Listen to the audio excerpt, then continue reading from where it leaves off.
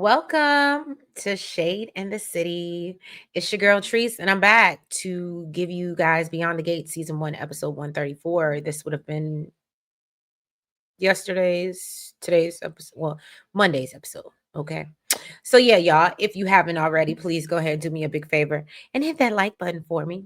And if you're liking the vibe, please go ahead and subscribe. All right. So yeah, y'all, let's go ahead and get into this recap because I gotta go to bed and then get these edited and out to y'all so I can get caught up. But yeah, let's get into it, y'all. Let's get shady.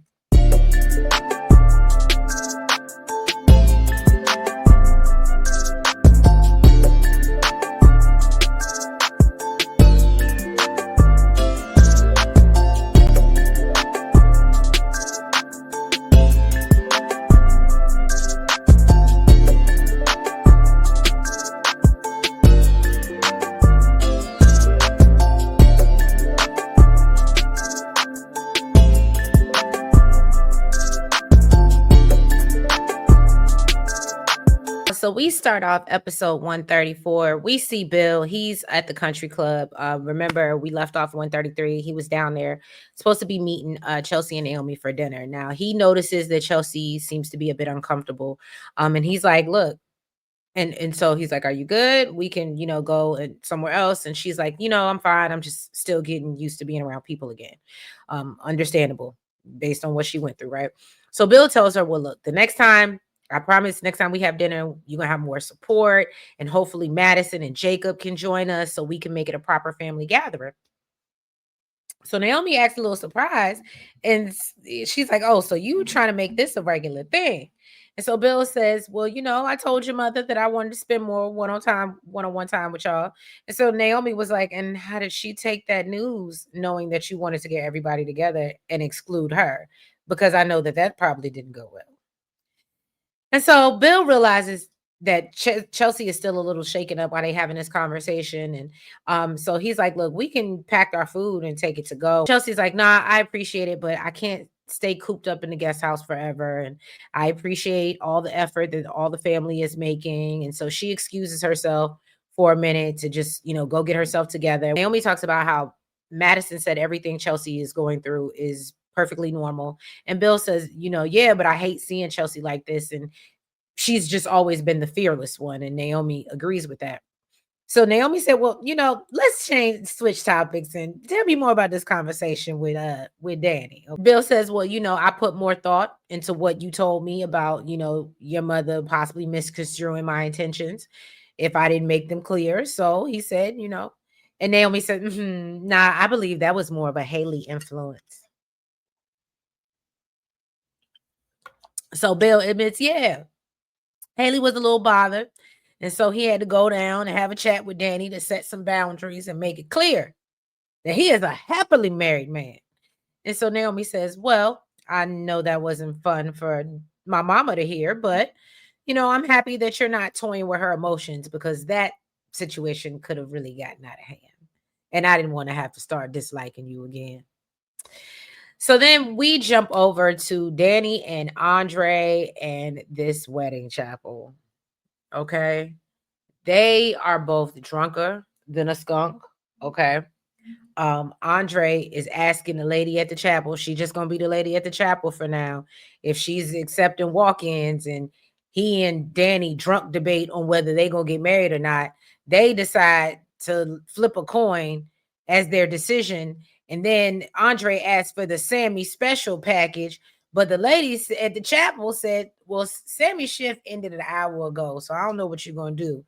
So this is when the Anita impersonator comes from behind the curtain in her full articulate glory, okay, saying that she'll be happy to perform the ceremony. And because Danny is drunk out of her mind, she thinks that this is a sign that they should go through with this because Anita is telling her to do it. They finally realize, oh, this really is not Anita, okay? But they allow the Anita impersonator to convince them to go ahead and get married. So then they have her doing dances and singing while she's officiating the wedding. And Andre says, "I do," but Danny stops the wedding because they missing rings. And that's it. That's what y'all wanted to see. I, I'm just asking. That's what y'all want to see. Cause they could have kept that. That could have been an email. I ain't need that. Let's move over to Doug. He at the country club with Vanessa, and he's having flashbacks to his conversation with Randy, and he's assuring him that, nah, Bill got my back. We good.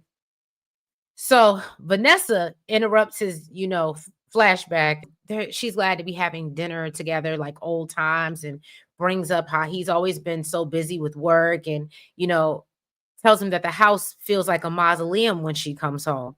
And so Doug tells her, well, he has a solution and she should just retire with him. And so Vanessa said, well, nah, just because you wanted to quit your job. Nah, I ain't doing that. That's not possible.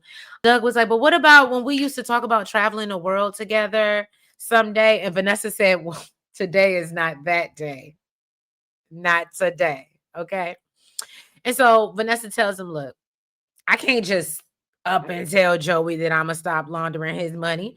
And so Doug responds, well, that didn't stop you from telling him you're not sleeping with him anymore. You did that, right? And so, of course, Vanessa tells him, look, we agreed to be smart about things, and tells Doug, just be patient. Just be patient. Doug tells her, yeah, we definitely need to be smart. So then he reminisces on a trip that they took to Greece before their kids were born. And Vanessa says she wishes they could go back, but she just has too much on her plate, especially with the Leslie Jarvis deal. And so he's like, well, why don't we go later in the year? And he just makes it clear that he wants a second honeymoon. He ain't trying to take no family vacation. He said, them kids, I'm just trying to be with you. That's when his phone buzzes and it's Randy. So Vanessa suggests, well, why don't you take Randy on a second honeymoon? And said, shit, he might already be there. Doug said, I don't know where Randy at, but he don't want to risk Joey knowing his whereabouts. And so Vanessa's like, oh, so you think that he would hear it from me? And Doug said, well, why is that? Because you know what would happen. Then Doug tells her, I really wish you were more careful about protecting us. And so Vanessa's like, do I need to remind you of everything I've done to protect us and paid off your debt? And so Doug's like, okay, yes, I did this. I quit my job. Yes, I have a gambling problem. I did all the things. He's like, yeah, you bailed me out. And then he gets up and walks off. And of course, Bill just happens to be sitting in the restaurant and looks back and sees Vanessa left at the table alone by herself. Okay. Eva, I really did not like this scene, y'all. Eva meets Martin down at Orphe Jean's, and he brings up how, he recently learned about her new family history, and brings up how odd it is that their grandmothers both sang in the same group. So then Eva reminds him, oh no, but my grandmother was kicked out. And so Martin tries to sympathize and says, yeah, Barbara's story was sad. And Eva compares what Barbara went through to her mother's struggles, like constant rejection and being treated like she's less than. And she feels all the Duprees are ganging up on her. I said that I said this in episode 133's recap. And I said this on Twitter today, and I'm going to say it again. You are not that stupid. I will not let you play dumb and ignorant like Haley and naive. You know who this woman is, and for you to sit there and act like you didn't have a hand in destroying this whole family, and then the audacity of you to sit up in Martin's face and say his family is ganging up on your demon ass mama. Make it make sense. And at this point, I want the writers to stop writing that for her because it doesn't make sense. She knows she is, and she's not stupid. Martin tells her, I know you want to feel sympathy for the underdog, but your mother's point of view might be a little bit skewed, okay? He brings up how Leslie hated his family because she thought Nicole stole Ted away from her. And while Nicole had no idea that she even existed, and when she did find out, she kicked Ted's ass to the curb. So Eva said, all right, I guess you got a point. And I said, yeah, don't play dumb. especially in people's faces.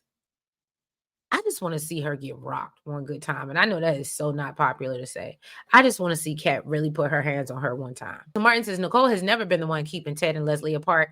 And really, Ted's just not that into her. And Leslie needs to accept that.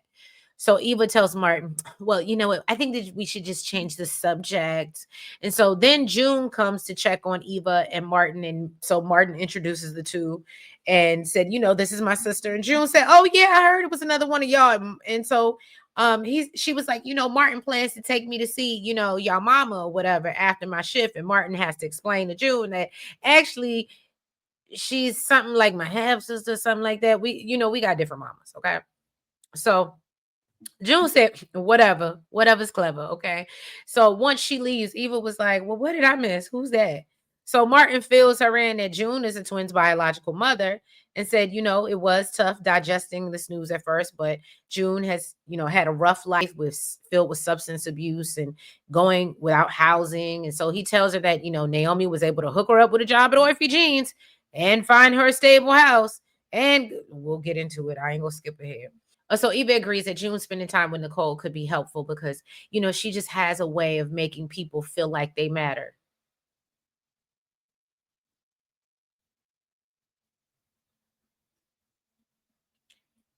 If you know that, then she ain't do to your mama. She's like, oh, and I just don't know how the apple fell so far from the tree, referring to Kat. And the fact that Martin just sat there, I was livid. I was livid. Okay. I First of all, Martin, I don't know. It's You know what? Let's move because I have no more cursing, reading I have nothing left in me today. Okay. I have nothing left in me today. So let's move on.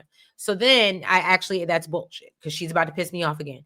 So then we see Tomas come into the restaurant and Martin welcomes him to sit down at their table. And he's like, how are things going with my little sister? And of course, Tomas lies and is like, oh, it couldn't be better. And of course, Eva catches on that he's lying because, her and Tomas are so close, right? So Anita goes over to see Nicole and she tells her that, look, I gave Ted his tie and I should have known to trust Leslie's nasty implications about sleeping with my husband. And she said, and Ted admitted it to my face too. Anita gets upset and calls Ted a fool. And rest in peace to my beautiful grandmother, because that used to be her favorite insult. You a fool, okay? So Nicole questions, like, did I marry? Like, for real. And so Anita asks, well, what was Ted's reasoning for doing so? And so Nicole explains he was drunk and Leslie was there. So Nicole is confused because she was like, and he was just in the middle of the Dupree living room professing his undying love for the family and, had Treese over here singing Forever Babe to the folks and serenading them. And then he went and screwed the girl. And I said, yeah, that's what he did. So then Nicole said, you know what? This just confirms that I had every right to file and I don't need any more evidence of his moral failures. And so Anita tells her, honestly, I think that you did. I think that you did. She lets Nicole know you've been searching for any reason to give Ted a second chance.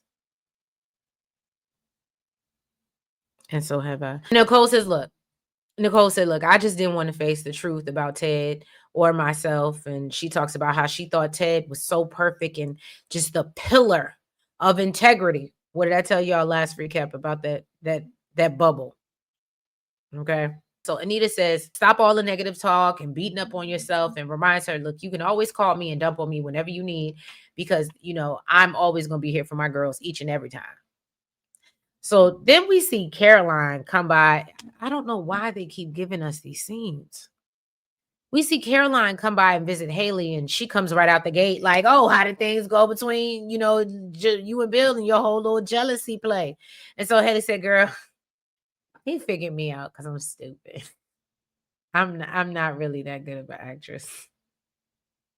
And so, but she said, but the good thing is, we were able to talk and, Everything's over with Danny.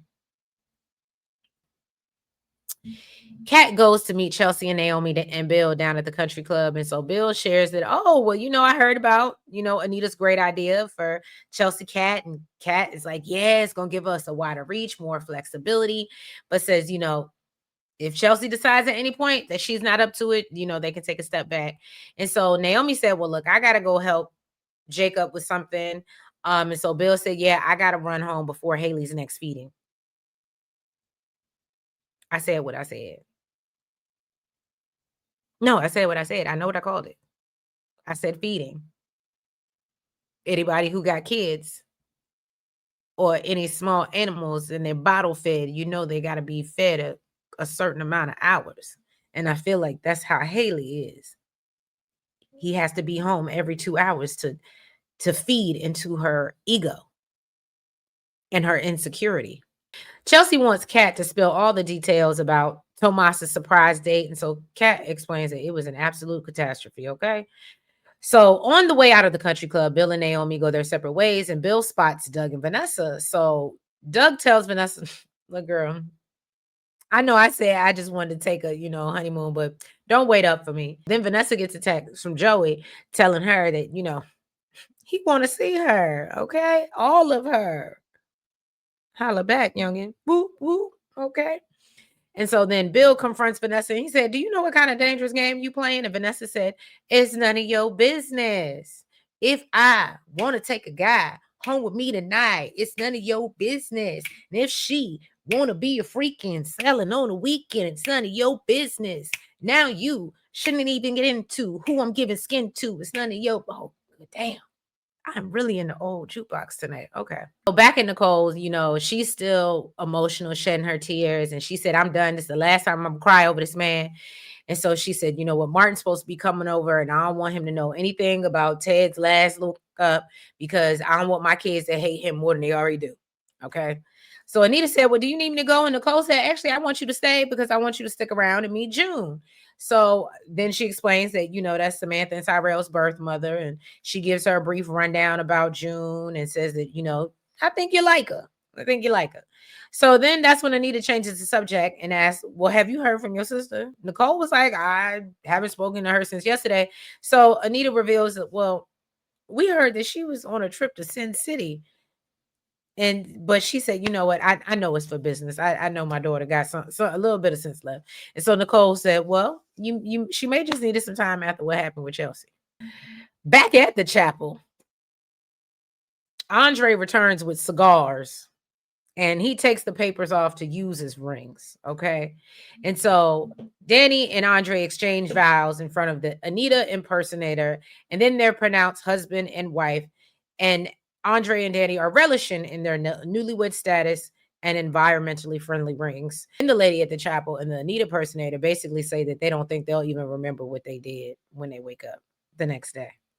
And I said, I can believe that because they were sloshed. They could hardly stand up to get married. So there's that. Martin has left, and Eva and Tomas are now at Orphe Jean's alone. And Eva wants to hear what's really going on between him and Kat. And she's like, well, did everything get better after your fight, or are you still stuck in the same toxic loop? And so Tomas tells her, well, yeah, things got better, and then they got much worse. And so he tells her, Kat apologized, and she said everything he wanted to hear. Meanwhile, Kat is explaining to Chelsea her side of things and how, he had surprised her with this romantic date. And Kat lets her know that basically sex with Tomas was anticlimactic once again. And she doesn't understand why her body isn't matching her heart. So she says that, Tomas told her she was broken. I don't think that he said that, but okay. And Chelsea asked, well, did he really say that? No, girl, I don't think he did. I think that your girl was being uber defensive. Love you, Kat. Sorry, but not sorry. Then we hear Tomas telling Eva, no, I never said that girl was broken. I said maybe we were broken, like as in together. But Kat got all defensive and twisted my words. Now I will say, Tomas, you are an F boy. Let me say it so I can say it. You are an F boy for sitting there and running down all your business to Eva, who don't rock with her. Now that F boy behavior. Even though I can, in the same breath, say Kat was absolutely defensive, you're still an F boy for what you doing right now. Okay? He feels like Kat would rather fight than solve the problem. And Eva chimes, no, she'd rather fight than hear any criticism. So Tomas says, look, I never criticized her lovemaking. I wouldn't do that. And Kat is the one that took that jab. Back over at the country club, Chelsea is telling Kat that, look, telling somebody they bad in bed is kind of hard to come back from. And Kat claims, well, I didn't mean it. I was just lashing out because of the broken comment. And so Chelsea tells her, look, girl. And I said, here go Chelsea with some more good advice for you. Because damn sure, please don't go back to Anita. But she said, look, you ain't gonna like what I gotta say, but it sounds like Tomas was actually trying to figure out what you like, and that's what I picked up on too. And the only way that he can do that is by communicating, not you just dropping hints and expecting him to read your mind. And so she advises her, chemistry is going to get you to the bedroom, but communication gets you to an orgasm, okay? Chelsea said, look, you putting too much pressure on yourself. But Kat, starts going on. Every magazine, every relationship podcast says that if the sex is bad the first time, then you're doomed. And Chelsea tells her, you are too smart to believe that. And so Kat fears, like, but what if I don't figure it out? Then he's going to leave me for somebody else who knows what they're doing. And Chelsea said, don't you trust Tomas and his feelings for you? I say, Chelsea, I am loving this new growth Chelsea that has come back after this kidnapping. Oh my God. I am here for it. I ain't even gonna hold you. So then Chelsea figures out that Kat is feeling judged when they're together and tells her, your body can't let go while your mind is doing calculus, sis, okay? So meanwhile, back at Orphrey Jeans, Eva is still talking to Tomas about how, oh, it was just you went all out for the tax bracket bragger. And I'm really shocked at her reaction and all you did for her, because clearly nobody has ever done anything for you, your sorry ass. Anyway, so Eva makes it clear that even though she hasn't test driven Tomas, she knows it's a good ride. Tomas says, I do got to take responsibility because I knew Kat wasn't ready to lose her virginity. And so Eva said, well, Kat can't be pushed into anything. And she wouldn't have taken that step if she didn't want to be with you. Right. So why are you over here throwing your pussy at him? I'm sorry. That was real. It literally was boiling inside of me. I'm sorry. So Eva advises, well, you know what? Why don't you show Kat that it's not all about sex and that you actually care about her as a person? And you can see kind of like light bulbs go off in Tomas's head. Tomas is a little bit confused by the advice, but says, all right, I'll take you up on that. So now June and Martin go by to see Nicole. And Nicole compliments her on how much better she looks since the last time she saw her, right? So June expresses how important her new job at Orphrey Jeans is. And that's when Anita walks into the room, and June immediately becomes starstruck. And she talks about how Anita's music really got her through some tough times. And so Anita is asking June if, she's keeping in touch with Samantha. And so June explains that, Naomi went and got her a phone too. So she found her a place to stay. She got her a phone. She got her a job. If y'all don't go ahead and put that woman on your tax forms and stop playing, because that's a dependent. I'm just saying. Yeah, but June is using the phone to text Samantha and basically keep up with her social media. However, Tyrell isn't as welcoming as we know. So Anita explains that Tyrell has a beautiful heart, but he takes his time measuring people, but says once you earn his trust, he loves you with his whole soul. And she tells June that, it'll be worth the time that it takes. And so Martin tells her what's important is what he's learned is that they need their own agency. And so Nicole was like, oh, excuse me, Mr. Helicopter Parent. And so Martin admits, yeah, I've had to learn the hard way that they're capable of establishing their own boundaries. And so Anita said they're also navigating emotional terrain that would be difficult for most adults. So Nicole tells her, look, on the brighter side, Samantha has made her choice. And June says, they're supposed to be having lunch tomorrow. And she keeps rehearsing the conversations in her head, but says every time she says something stupid and she sees Samantha running out. And so June questions, like, what if she doesn't know how to be what Samantha needs? And Nicole tells her what's important to Tyrell and Samantha is knowing that they're important to you. And I said, woo. And you're showing that now.